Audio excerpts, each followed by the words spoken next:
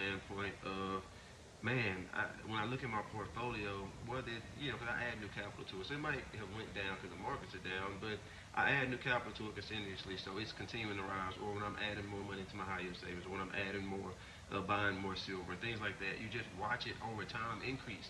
You look at it, you're like, man, I don't really got a lot here, but when you look at it like 3 months ago, man, I got considerably more than then, and that's where the long-term game is. And of course, the basis of the long-term engine is compounding. Okay, and when you're investing in the capital markets, anything where you can yield an interest in, compounding interest is the best. That's the mover, the driver. That's the expediter, which is going to get you to where you want to go. Compounding interest is just the principle or the amount uh, raised by the power of time. That's all compound interest is, right? Time is the biggest driver. The longer you're in the markets, the longer you're invested. You don't want to time the markets. You want to spend time in the markets, right? Some people come in and out, move in and out of positions.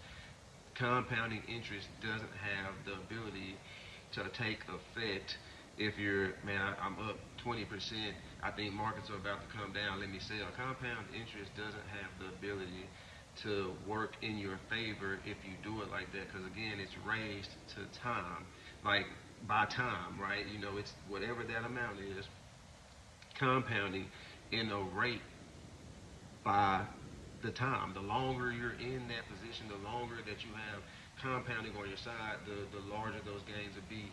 That's why if you're, let's say, 18, you can invest $200 to $250 in the S&P 500 every single month for 40 years, and well, between 30 and 40 years, you'll be a millionaire. Whereas if you're 30 and you did that, you'd have to invest twice as much, or you definitely wouldn't have the same amount of return in that time span as the person that started at that earlier point, only because they've had more time to compound. You can do double that amount, and you still won't have the returns that they have simply because they have time on their side.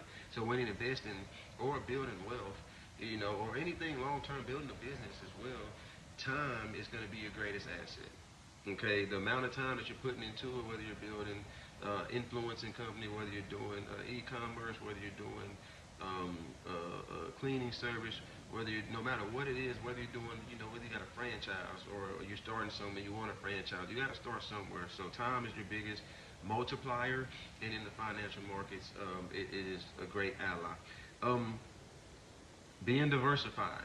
The boring investor breakdown is centered somewhat around minimal diversification.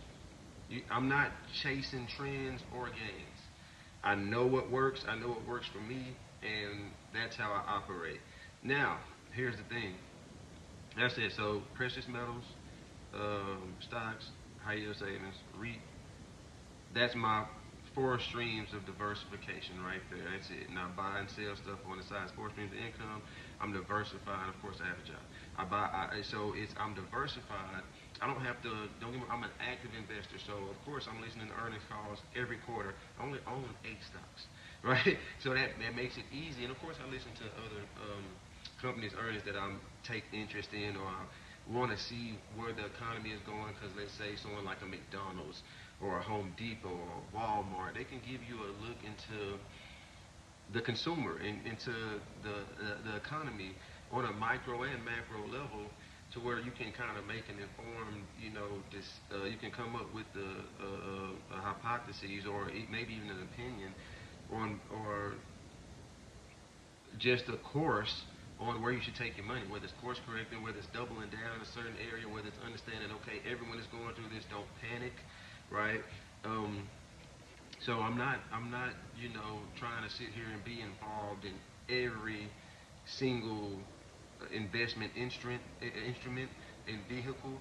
I'm not trying to get into everything that's the latest fad. My diversification is minimal. Like I said, I own 8 stocks. Um, I'll get into those on other series, but it allows me to give attention to each one